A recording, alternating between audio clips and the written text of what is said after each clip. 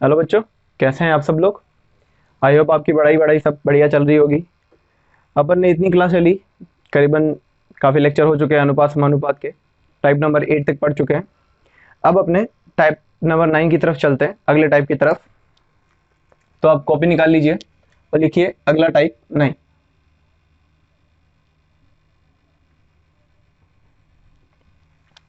Type 9 में क्या होता है बच्चों, कुछ पैसे या रुपए दिए हुए होते हैं जो हमें किसी बंदे के बीच में बांटने पड़ते हैं। जैसे फॉर एग्जांपल मैं लिख लेता हूँ ए और बी के बीच में 3 और 2 के अनुपात में आपको 4,000 रुपये को बांटना है। ए और बी दो व्यक्ति हैं, 3 और 2 के अनुपात में इनके बीच में 4,000 रुपये को बांटना है। तो देखिए हम इसको कैसे करेंगे। करने के काफ़ी कई तरह अलग अलग तरीके होते हैं। हम ये देखेंगे कि अगर ए को 3 रुपये मिले, बी को 2 रुपये मिले, तो टोटल कितने रुपए हो गए, 5। टोटल हो गए 5 रुपये, जबकि टोटल हमको कितने देने हैं उसे, 4,000। तो आप चाहें तो 5 की वैल्यू 4,000 के बराबर पुट कर दीजिए। एक का मान आ जाएगा आपके पास 4,000/5 यानी 800 रुपये। और जब एक की वैल्यू निकल जाए तो उसे एक की गुणा इससे करा दीजिए, इससे करवा दीजिए। एक की वैल्यू 800 है तो 800 की गुणा इससे करवाएंगे तो ए को मिलेंगे 2,400 रुपये। और अगर 800 की गुणा इससे करवा दें तो बी को मिल जाएंगे 1,600 रुपये।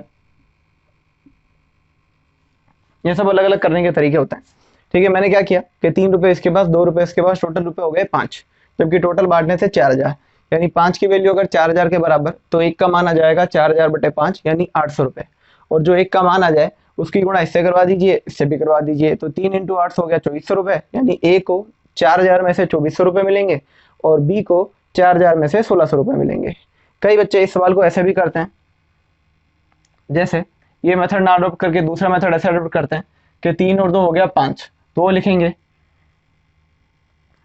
5 रुपये में से ए को 5 रुपये में से ए को मिल रहे हैं 3 रुपये। 5 रुपये में से मिल रहे हैं 3 रुपये, हमको कितने में से देना है, 4,000 में से। तो गुणा करा देते हैं वो 4,000 की। तो इसको जब सॉल्व करेंगे तो 5×8 = 40, वापस आ जाएगा 2,400 रुपये। ये हो गई ए की राशि। इसी तरह से बी की राशि बतानी हो तो बी की राशि होगी कि 5 रुपये में से बी को मिलते हैं 2 रुपये। 5 रुपये में से बी को मिलते हैं 2 रुपये, तो 4,000 में से कितने मिलेंगे, इंटू 4,000, कट गया 800 बार और ये आ जाएगा 1,600 रुपये आपके पास में। इस तरह से एक ही सवाल को करने के दो अलग अलग मेथड है, कोई दिक्कत नहीं है इसमें। दोनों ही मेथड अपनी अपनी जगह ठीक है। आपको जो भी मेथड समझ में आता है आप उसको लेकर आगे सवालों में आगे बढ़ सकते हैं, किसी भी तरह की कोई दिक्कत नहीं आएगी। आई होप आपको ये बात समझ में आ गई होगी। पहला मेथड ये रहा, दूसरा मेथड ये रहा। किसी भी मेथड का यूज़ करें, कोई प्रॉब्लम नहीं है। अब इसको नोट डाउन कर लीजिए। इसके बाद इनके कुछ सवाल हैं, इस कंसेप्ट पे बेस कुछ क्वेश्चन देखते हैं। आइए बच्चों, नेक्स्ट क्वेश्चन आपकी स्क्रीन पर आ चुका है। इसमें है कि कोई धनराशि ए और बी के मध्य 5:6 के अनुपात में वितरित की जाती है। यदि बी को 360 मिले तो ए की या टोटल धनराशि क्या थी। सॉरी, टोटल धनराशि पूछा है इसने, कितनी आएगी। तो देखिए ए और बी के बीच में 5 और 6 के बीच में धनराशि वितरित की जाती है।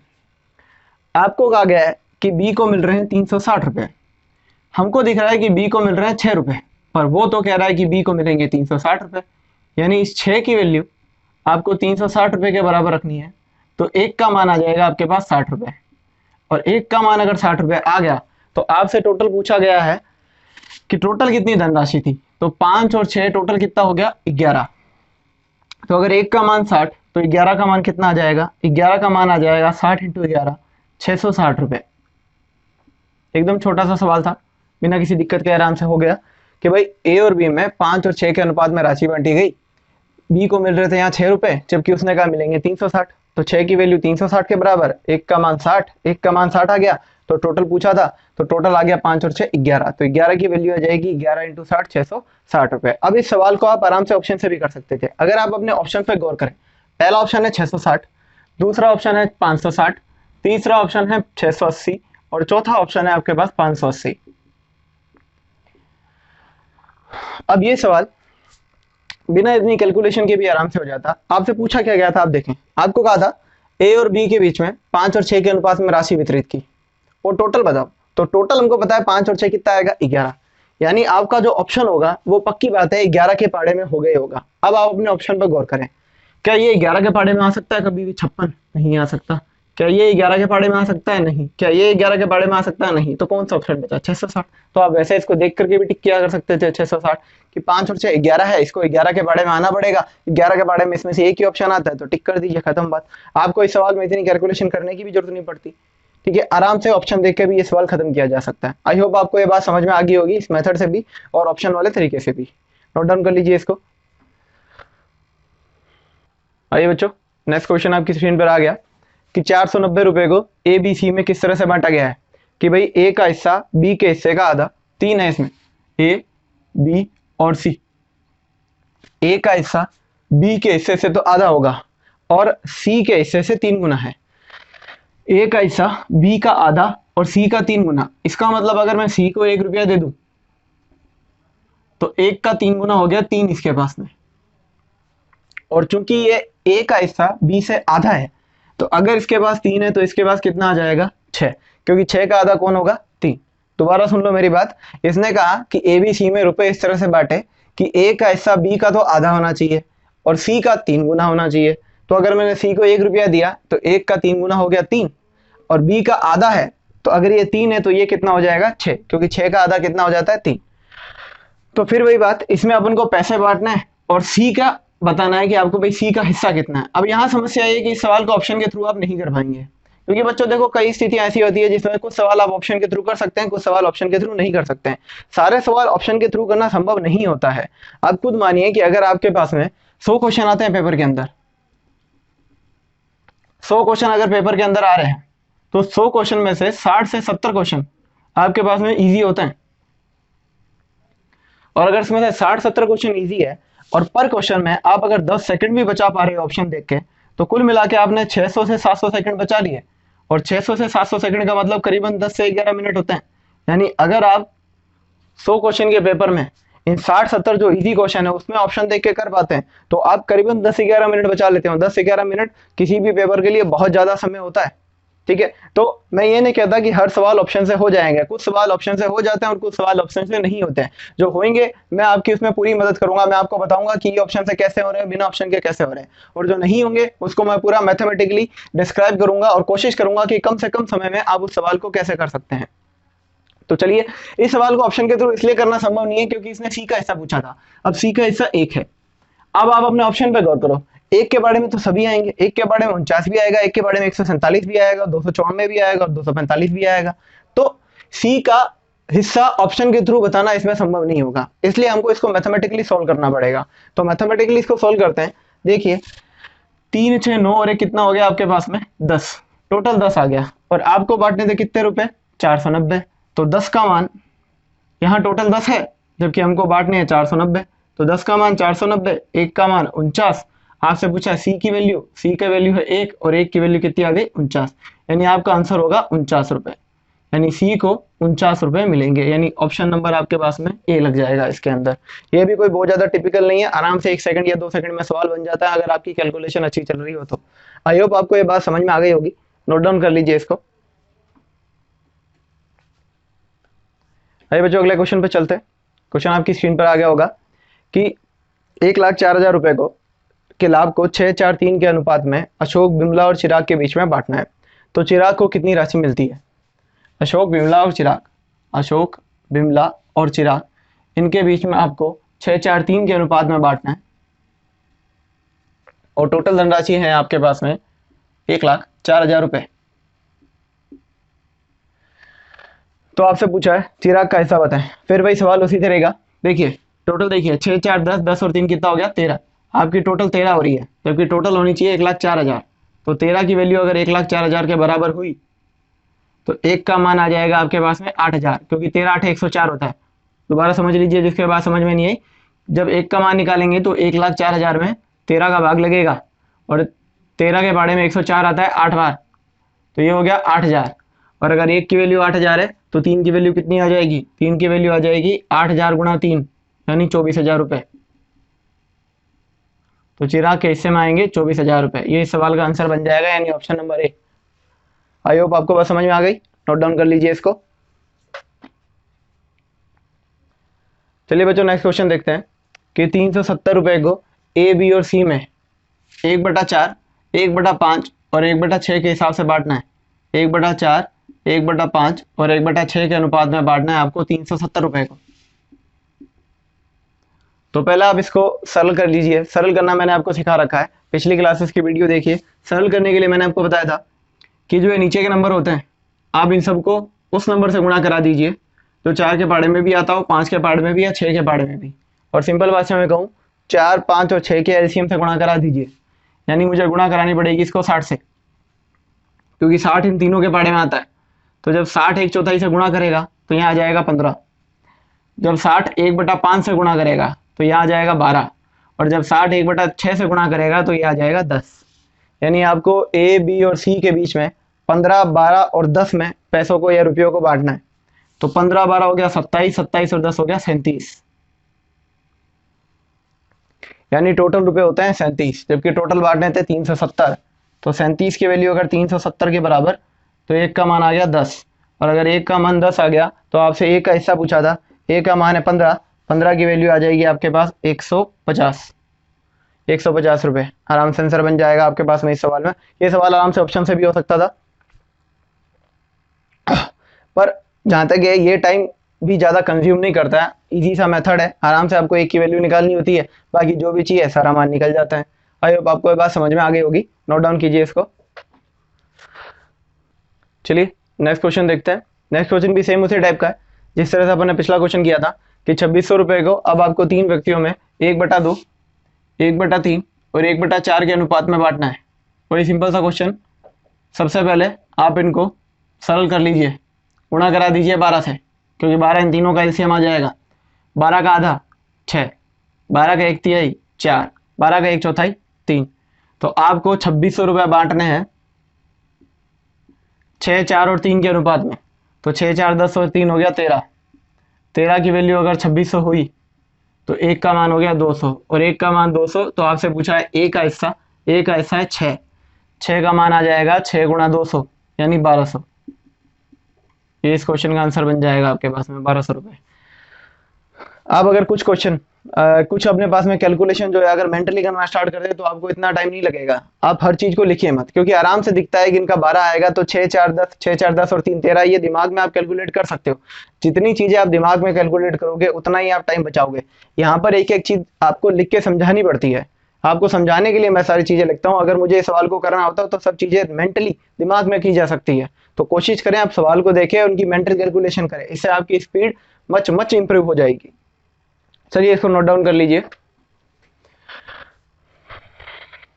चलिए बच्चों नेक्स्ट क्वेश्चन आपकी स्क्रीन पर आ गया कि ए बी सी के बीच में आपको 680 रुपये बांटने हैं, और इस तरह से बांटने हैं कि ए को बी का 2/3 मिले, ए को बी का 2/3 मिले, और बी को सी का 1/4 मिले, बी को सी का 1/4 मिले।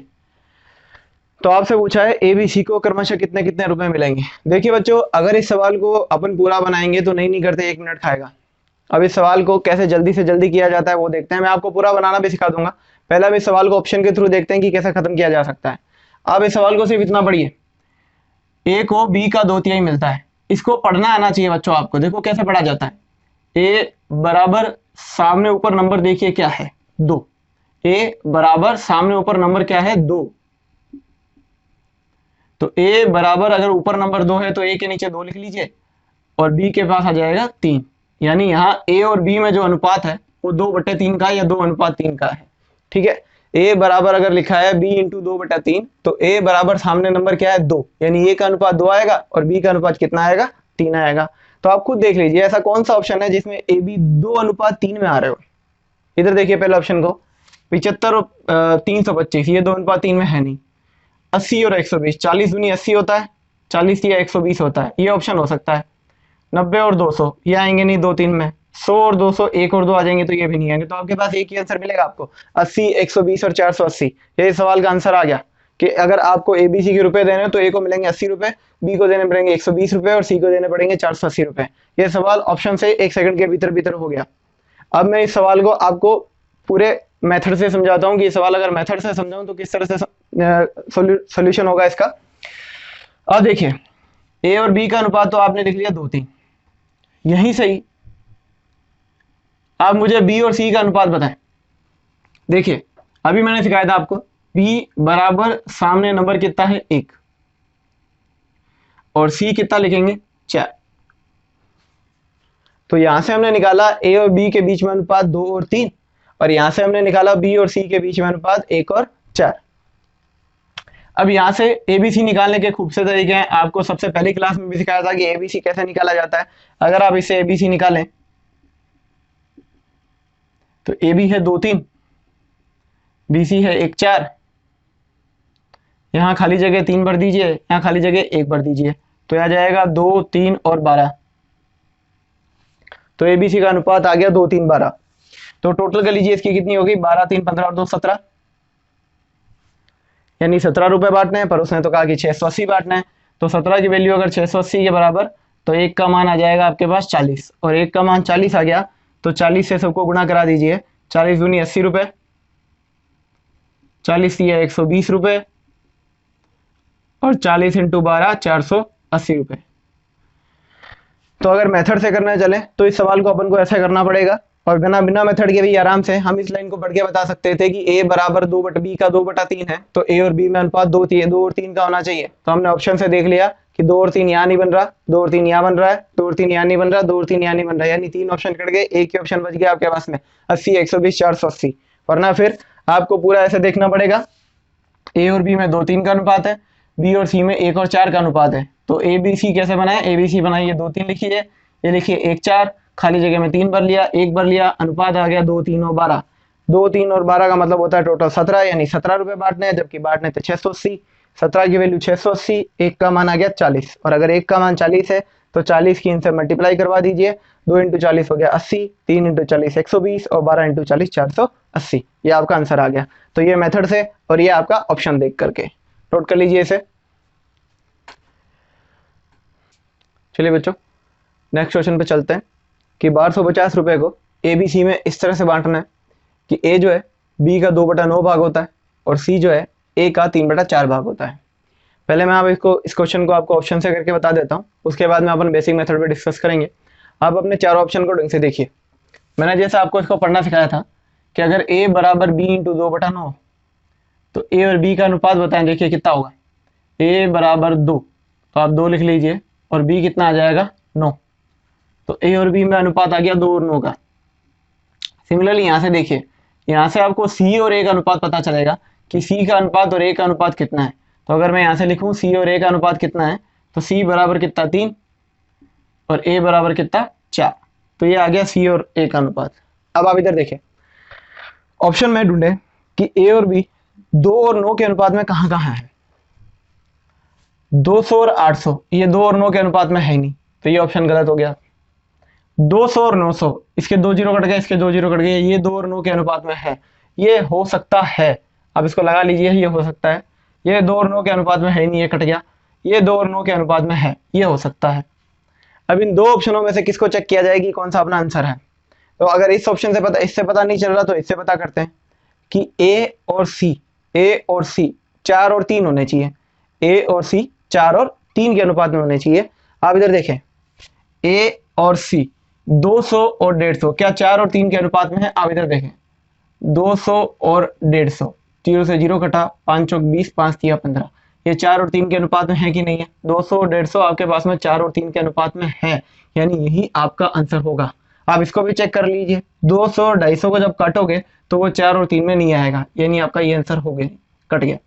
तो आपके पास में एक ही ऑप्शन बचा 200, 900 और 150। ठीक है, ये ऑप्शन के थ्रू हमने इस सवाल को कर लिया। पहले हमने A और B को देखा, A और B में 2 और 9 का अनुपात था, तो इधर 2 और 9 नहीं बन रहा था, कट गया। इधर 2 और 9 बन रहा था तो हमने कहा ये आंसर हो सकता है। इधर नहीं बन रहा था, कट गया। इधर बन रहा था तो अपन इसको भी रख लिया कि ये भी हो सकता है। फिर हमने A और C चेक किया कि A और C 4 और 3 होना चाहिए, तो हमने A और C इधर देखा। A और C जब 200 और 150 को काटा तो 4 और 3 आ रहा है, तो यानी यही आपका आंसर है, तो इसको भी गलत कर दीजिए, बी आपका ऑप्शन हो जाएगा। और अगर आपको इसको पूरा डिटेल में करना है तो आपको ए बी और सी ए से पहले ए बी सी निकालना पड़ेगा। मैंने जब पिछली क्लासों में आपको ये निकालना सिखाया था तब आपको एक बात समझाई थी कि इन दोनों में से जो चीज कॉमन होती है, जैसे देखो यहाँ ए है यहाँ ए है, जो कॉमन होता है उसको आपको बीच में रखना पड़ता है। यानी यहाँ मैं ए बी सी नहीं लिख सकता, मुझे यहाँ लिखना पड़ेगा बी ए और सी, बीच में रखना पड़ेगा ए को, क्योंकि ये दोनों में कॉमन है। तो बी और ए देखिए कितना है, 9 और 2, ये आ गया 9 और 2। ए और सी देखिए कितना है, ए और सी है 4 और 3, तो यहाँ लिखिए 4 और 3, यहाँ 2 लिख लीजिए, यहाँ 4 लिख लीजिए, ये आ गया आपके पास 36, 8, 6, ये और कट जाएगा, आपके पास आ गया 18, 4 और 3। तो यानी आपका पैसा जो है आप 18, 4 और 3 के अनुपात में बांट दीजिए। 18, 4, 22, 22 और 3 हो गया 25। 25 की वैल्यू टोटल के बराबर यानी 1250 के बराबर, तो एक का मान आ जाएगा 50। और अगर एक का मान 50 है, एक का मान अगर 50 आ गया तो आपको ए का हिस्सा, बी का हिस्सा, सी का हिस्सा बताना है, तो मैं यहाँ लिखे देता हूँ। तो ए का हिस्सा आएगा, जब ए का मान 50 तो ए का हिस्सा है यहाँ 4, तो 4 का मान आ जाएगा 4 × 50, 200। बी का हिस्सा चाहिए, बी का मान है यहाँ पे 18, तो 18 × 50 वो हो जाएगा 900। और अगर सी का हिस्सा चाहिए तो सी की यहाँ वैल्यू है 3, तो एक का मान 50, तो 3 × 50 ये आ जाएगा आपके पास 150। तो आपका डिटेल मेथड से भी सॉल्यूशन हो गया। डिटेल मेथड में भी आंसर आ रहे हैं आपके पास 200, 900, 150। पर डिटेल मेथड करना इस तरह के सवालों में थोड़ा सा लेंथी पड़ जाता है, इसलिए मैंने आपको इस सवाल को ऑप्शन के थ्रू दिखाया। नो डाउट जब इस तरह के सवाल आते हैं जो 1 मिनट या 1.5 मिनट के होते हैं, वो यूँ कह सकते हो कि करीबन 70 to 80% उसमें चांस होते हैं कि आप ऑप्शन से इस सवाल को कर पाएं, क्योंकि एग्जामिनर जो है बड़ा सोच समझ के किसी भी क्वेश्चन को डिजाइन करता है। अगर आप ऑप्शन को, सवाल के ऑप्शन को देखने की कला आप सीख जाते हैं तो नो डाउट आप आराम से 100 में से 60-70 क्वेश्चन आप एकदम इजीली कर पाएंगे। सवाल को देखेंगे और ऑप्शन के थ्रू इसे टिक करेंगे कि आपको पूरा सॉल्यूशन करने की जरूरत नहीं पड़ेगी। नोट डाउन कर लीजिए इसका डिटेल मेथड और साथ में ये ऑप्शन वाला मेथड भी। बच्चों नेक्स्ट क्वेश्चन की तरफ चलते हैं। इसमें लिखा हुआ है कि ए की आय बी की तुलना में 140 ज्यादा है, यानी ए की आय बी की तुलना में 140 ज्यादा होगी और सी की तुलना में 80 ज्यादा है। ए और सी का जो डिफरेंस आएगा वो 80 आएगा। यदि ए और सी की आय का अनुपात 3:2 हो, बी और डी की आय का अनुपात 1:2 हो, तो ए बी सी डी की आय क्या होगी? ये 4 ऑप्शन है। तो पहले मैं आपको ऑप्शन के थ्रू इसको चेक करवा देता हूं।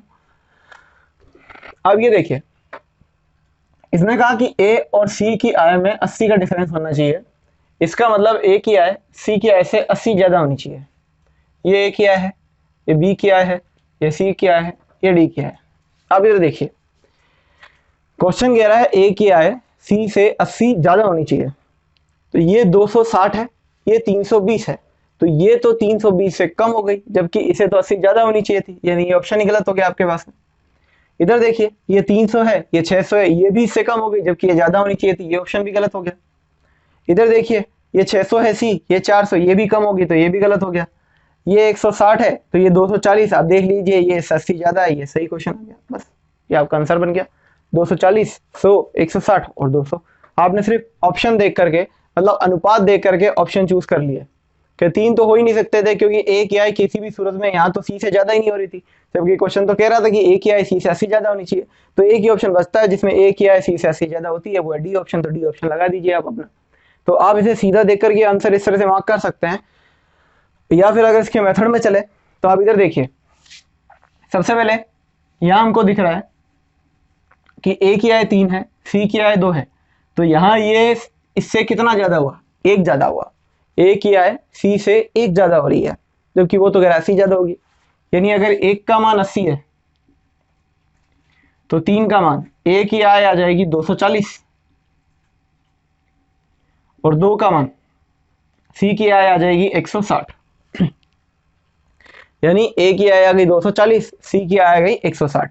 तो 240 और 160, आप चाहते तो यहीं पर भी क्वेश्चन को खत्म कर सकते थे कि आपको ए की आय 240 मिल चुकी है और सी की आय 160 मिल चुकी है। इतने सारे ऑप्शन में से सिर्फ यही एक दो ऑप्शन है जिसमें ए की आय 240 और सी की आय 160 है। इसके अलावा बाकी दोनों किसी में भी सी की आय 160 नहीं दिख रही होगी।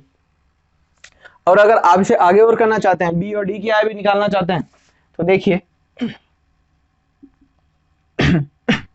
बी और डी की आय में 1 और 2 का अनुपात है। आपको कहा था कि ए की आय बी की आय से 140 ज्यादा होगी, ए की आय बी की आय से 140 ज्यादा होगी। हमको पता है ये 240 है, ये बी की आय से 140 ज्यादा है, ए की आय 240 है जो बी से 140 ज्यादा है। इसका मतलब मैं ये कह सकता हूं कि बी की आय कितनी है 100, क्योंकि 100 में 140 ज्यादा करेंगे तभी तो ये 240 होगा। तो अगर एक का मान 100 है तो 2 का मान कितना आ जाएगा 200। तो आपको बी की आय भी मिल गई 100 और डी की आय भी मिल गई 200। इस तरह से आपको ए बी सी डी 240 100 160 और 200 ये सारी आपको आय मिल गई, 240 100 160 और 200। तो आप चाहे तो ऐसे डिटेल मेथड से भी जा सकते हैं या आप ऑप्शन देख करके एक बार आंसर मार्क कर सकते हैं। नोट डाउन कर लीजिए। चलिए बच्चों नेक्स्ट क्वेश्चन देखते हैं। 132 रुपए को ए बी सी के बीच में 1/2 और 1/3 के अनुपात में बांटना था। ए बी और सी के बीच में 1/2 1/2 और 1/3 के अनुपात में बांटा जाना था, लेकिन गलती से इन्हें 1 2 3 में बांट दिया गया। गलती से इन्हें 1 2 3 में बांट दिया गया। अब आपसे पूछ रहा है कि सबसे ज्यादा लाभ किसको हुआ। तो सबसे पहले इसको सरल कर लेते हैं। इसको सरल करने के लिए आपको इसे मल्टीप्लाई कराना पड़ेगा ऐसे बाड़े से या ऐसे नंबर से जो 2 के बाड़े में और 3 के बाड़े में आ जाए 6।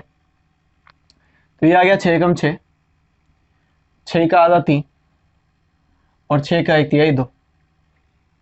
तो अब हम ये कह सकते हैं कि एबीसी को जो धनराशि थी वो 6 3 और 2 में बांटी जानी थी, लेकिन असल में वो 1 2 और 3 में बांटी गई।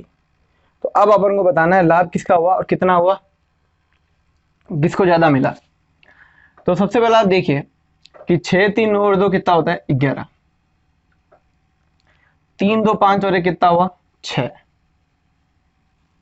चूंकि हमको 132 रुपए बांटने थे इधर भी और इधर भी, मतलब मैं ये कह सकता हूं कि हमको इधर और इधर समान रुपए बांटे जाने हैं, यानी इसकी टोटल और इसकी टोटल समान आनी चाहिए थी, क्योंकि रुपए तो दोनों में समान ही बंट रहे हैं। तो यहाँ की टोटल 11 है, यहाँ की टोटल 6 है, तो टोटल तो अलग अलग हो गई, जबकि आनी समान चाहिए थी। तो समान टोटल के लिए आप इस तरह से कर सकते हैं कि इसको तो पूरे को 6 से गुणा करा दीजिए और इस पूरे को 11 से गुणा करा दीजिए। इससे होगा ये जब ये 6 से गुणा करेगा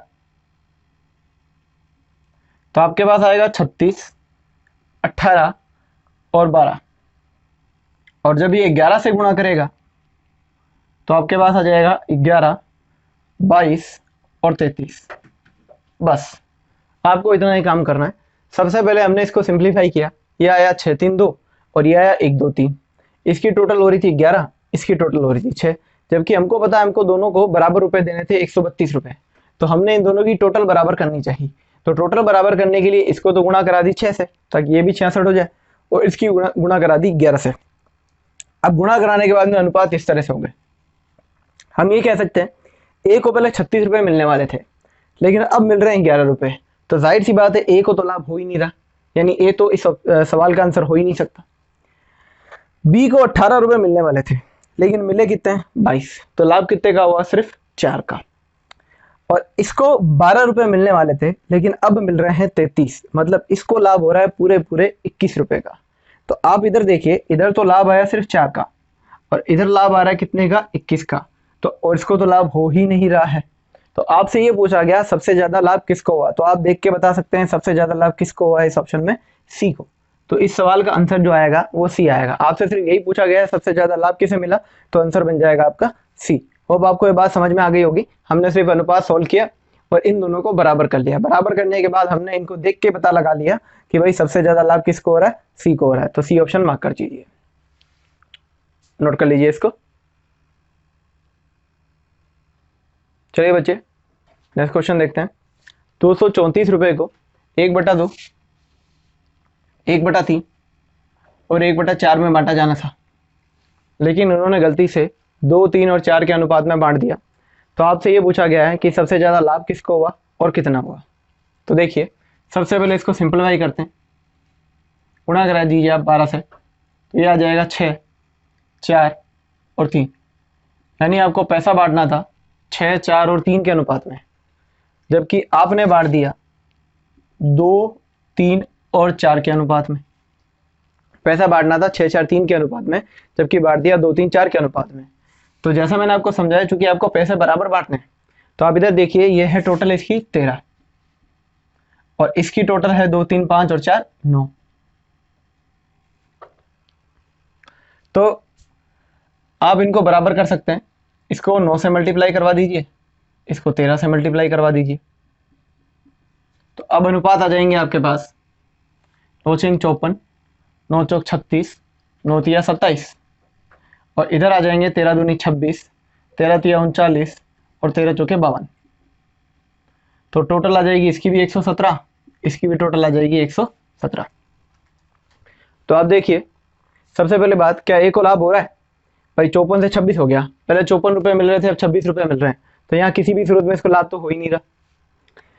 इसको 36 मिल रहे थे, अब 39 मिल रहे हैं, लाभ तो हो रहा है लेकिन बहुत कम लाभ हो रहा है, 3 रुपये का लाभ आया। अब इसको 27 मिल रहे थे, अब इसको मिल गए 52, यानी इसको सबसे ज्यादा लाभ हो रहा है। आपसे क्वेश्चन में यही पूछा गया कि इनमें से सबसे ज्यादा लाभ किसको हुआ है और कितने का हुआ है। तो सबसे ज्यादा लाभ हुआ है सी को, और कितने का हो रहा है वो देखा जाए तो ये हो रहा है अपने पास में पूरे 25 का, 25 का लाभ हो रहा है पूरा। देखिए 25 का लाभ निकलता है, लेकिन ये 25 का लाभ कित पर है? जब आप कितने रुपए बांट रहे हो? 117 रुपए बांट रहे हो। 117 रुपए बांटोगे तब जाके 25 का लाभ होगा। तो हम कहेंगे कि 117 पे अगर 25 का लाभ हो रहा है तो हमको तो बांटना है कितने? 234 रुपए। 234 पे कितना होगा? 2 से कट जाएगा, आंसर कितना आ जाएगा? 50 रुपए का। यानी आप कहोगे कि इस सवाल में जो लाभ हुआ है वो सी को हुआ है और कितने रुपए का हुआ है? 50 रुपए का लाभ हुआ है। दोबारा देख लीजिए, सबसे पहले मैंने इसे सिंप्लीफाई किया, ये आ गया 6 4 3 और आपने बांटा था 2 3 4 में, तो इसकी टोटल हो गई 13, इसकी टोटल हो गई 9। और चूंकि पता है हमको टोटल सेम करनी है तो हमने इसको 9 से गुणा करा दी, इसको 13 से गुणा करा दिया, तो ये आ गया 54 36 27 और ये आ गया 26 39 52। आपसे पूछा गया कि सबसे ज्यादा लाभ किसका हुआ? इसको तो हानि हुई, इसको लाभ हुआ लेकिन कम हुआ, इसको सबसे ज्यादा हुआ। कितना हुआ? 52 और 27 का डिफरेंस देखिए कितने का हो रहा है? 25 का। 25 का लाभ हो रहा है इसको। पर ये 25 का जो लाभ है वो 117 जब रुपए बांटे जाते हैं तब होता है, यानी 117 रुपए पर 25 का लाभ। तो आपको कितने रुपए पे चाहिए? 234 पे, तो इंटू 234 कर दीजिए, आपको आंसर मिल जाएगा 50 रुपए का। नोट डाउन कर लीजिए इसको। आइए बच्चों नेक्स्ट क्वेश्चन देखते हैं। इसमें कहा है कि 2030 रुपए को बांटना है। आपने 2030 रुपए को बांट दिया, इसमें से कुछ रुपए आपने ए को दे दिए, कुछ रुपए बी को दे दिए और कुछ रुपए सी को दे दिए। हमको नहीं पता कितने कितने दिए, लेकिन आपने 2030 रुपए बांट दिए और इसको कुछ ए को दे दिए, कुछ बी को दे दिए, कुछ सी को दे दिए। अब आपको ये कह रहा है कि अगर मैं ए में से 15 रुपए ले लूं, ए में से 15 रुपए ले लूं, बी में से अगर कह रहा है कि मैं 10 रुपए ले लूं और सी में से 5 रुपए ले लूं, 10 रुपए इसमें से ले लिए, 5 रुपए इसमें से ले लिए और 15 रुपए इसमें से ले लिए। तो आप मुझे ये बताएं कि अगर मैं ए में से 15 ले रहा हूं, बी में से 10 ले रहा हूं और सी में से 5 ले रहा हूं, तो टोटल में से मैंने कितने रुपए लिए? टोटल में से गए 15 और 10 25, 25 और 5 30, यानी मैंने टोटल में से 30 रुपए इनसे ले लिए। आपको पता है कि मैंने टोटल बांटी कितनी थी इनको? टोटल बांटी थी 2030। तो 2030 में से अगर मैं ये 30 रुपए निकाल लूं तो टोटल बची कितनी? 2000 रुपए। तो आप कहोगे कि टोटल बच गई सिर्फ 2000, और रुपए लेने के बाद में जो अनुपात आ गया इनके बीच में वो आ गया 8 7 5 का। बात समझने की कोशिश कीजिए, दोबारा सुनिए। 2030 रुपए मैंने इनको दिए, अब कितने कितने दिए वो मुझे आइडिया नहीं, लेकिन मुझे इतना पता है कि अगर मैं 15 रुपए इससे ले लूं, 10 रुपए इससे ले लूं और 5 रुपए इससे ले लूं, तो जो अनुपात बचेगा वो बचेगा 8 7 5। मुझे ये बात अच्छे से पता है कि मैंने 2030 रुपए बांटे थे, तो 15 10 25 और 25 और 5 मैंने 30 रुपए इनसे ले लिए। तो अब मेरे पास जो टोटल बचनी चाहिए वो बचनी चाहिए सिर्फ 2000 रुपए की। 2000 रुपए की टोटल बचनी चाहिए। जबकि अगर मैं यहां देखूं कि अपनी टोटल है कितनी, 8 7 15, 15 और 5 कितने हो गए? 20। यहां टोटल हो रही है 20, जबकि रुपए निकालने के बाद में टोटल तो रह जानी चाहिए थी सिर्फ 2000, यानी 20 की वैल्यू जो है वो आपकी 2000 के बराबर है। तो एक की वैल्यू आपके पास आ जाएगी 100, और एक की वैल्यू 100 आ गई तो आपसे पूछा है ए का भाग तो एक की वैल्यू 100 है, तो एक की कितनी है 8, तो 8 का मान आपके पास कितना आ जाएगा 8 इंटू 100 यानी 800। लेकिन ये आपका आंसर नहीं है। ये जो 800 रुपये हैं ये आपके इस 2000 रुपये में से है, जबकि आपको याद होगा कि हमने ए से 15 रुपये निकाले भी थे। तो ए को हमने शुरुआत में कितने दिए 800 तो थे ही, 15 रुपये उसे वापस और दे दो, तो ए का भाग जो था वो शुरुआत में था 815 रुपये का। ये इस सवाल का आंसर माना जाएगा। मैं दोबारा रिपीट कर देता हूँ फटाफट क्वेश्चन कि भाई 2030 रुपये थे, हमने इनमें बांटे, इससे हमने 15 रुपये ले लिए, इससे हमने 10 रुपये ले लिए, इससे 5 रुपये ले लिए, तो टोटल में से कितने रुपए गए 15 और 10 25, 25 और 5 30। तो 2030 में से जब 30 रुपये गए तो टोटल बच जानी चाहिए थी 2000। तो ठीक है, हमने बचा ली टोटल 2000। अब जो अनुपात है वो तो कह रहा है टोटल हो रही है 20, जबकि होनी चाहिए थी 2000। तो 20 की वैल्यू 2000, एक का मान 100, और अगर एक का मान 100 आ गया तो एक का हिस्सा कितना हो गया 800। एक का हिस्सा जो 800 है वो 2000 रुपये में से है, जबकि हमने बांटे थे 2030 में से, तो जो 15 रुपये से लिए थे वो वापस दे दीजिए, ए का टोटल अमाउंट आ जाएगा 815 रुपये। नोट कर लीजिए इस सवाल को। चलिए बच्चों नेक्स्ट क्वेश्चन देखते हैं। ये ठीक उसी तरह का क्वेश्चन है जैसे हमने प्रीवियस क्वेश्चन किया था। 1228 रुपये बांटे, कुछ हिस्सा ए को दिया, कुछ बी को दिया, कुछ सी को दिया, और देने के बाद में से हमने 4 रुपये इससे निकाल लिए, 8 रुपये इससे निकाल लिए और 16 रुपये इससे निकाल लिए। और रुपये निकालने के बाद में जो अनुपात बचा वो बचा 1, 2 और 3 का। तो सबसे पहली बात, जैसा मैंने पिछले सवाल में आपको सिखाया कि पहले ये पता करो कि हमने टोटल में से कितने रुपए लिए। 4 रुपये, 8 रुपये हो गए 12 रुपये, 12 रुपये और 16 रुपये हो गए टोटल 28 रुपये, यानी आपने टोटल में से 28 रुपये निकाले। तो जब आप टोटल में से 28 रुपये निकालोगे तो आपके पास टोटल बचनी चाहिए कितने की 1200 रुपये की, जबकि नीचे देखिए आपकी टोटल कितनी है 2 और 1 3 और 3 6, आपके पास टोटल आई 6, जबकि टोटल आनी चाहिए थी 1200 की। तो 6 का मान 1200 के बराबर, एक का मान आ गया आपके पास 200, और अगर एक का मान 200 है तो आपसे पूछा गया था सी का भाग, तो सी यहाँ कितना है 3, तो अगर एक का मान 200 तो 3 का मान आ जाएगा आपके पास 200 गुणा 3 600। लेकिन फिर वही बात, ये जो 600 है ये इस 1200 में से है, जबकि जो टोटल बांटी गई थी वो 1228 में से बांटी गई थी। तो आपने सी से कितने रुपए लिए थे 16 रुपये, वो 16 रुपये इसे वापस दे दीजिए, तो सी का हिस्सा आ जाएगा 616 रुपये। ये सवाल का आपके पास आंसर हो जाएगा। आई होप आपको ये बात समझ में आ गई होगी। बाकी अगले क्वेश्चन अपने नेक्स्ट क्लास में करेंगे, जिसमें हम अगला टाइप लेंगे आय और व्यय पर आधारित कुछ प्रश्न। इस वीडियो को आप लाइक कीजिए, सब्सक्राइब कीजिए, और साथ ही साथ इस वीडियो के थंबनेल पर व्हाट्सएप नंबर भी है और आपकी स्क्रीन पर भी शो हो रहा होगा हमारा व्हाट्सएप नंबर। आपको किसी भी तरह से इस एक्सरसाइज में जितने टाइप मैंने कराए हैं कोई क्वेरी रहती है तो इन नंबरों पर व्हाट्सएप कीजिए, प्लीज़ इस नंबरों पर व्हाट्सएप कीजिए, इन पर कॉल मत कीजिए। व्हाट्सएप करेंगे तो जितने मेरे पास डाउट आएंगे उन डाउट को मैं सेपरेटली लेकर के एक अलग से वीडियो बना दूंगा, ताकि उसमें सभी बच्चों के डाउट क्लियर हो जाए। तो आपके डाउट भी क्लियर होते रहेंगे और साथ ही साथ आपकी क्लासें भी चलती रहेगी।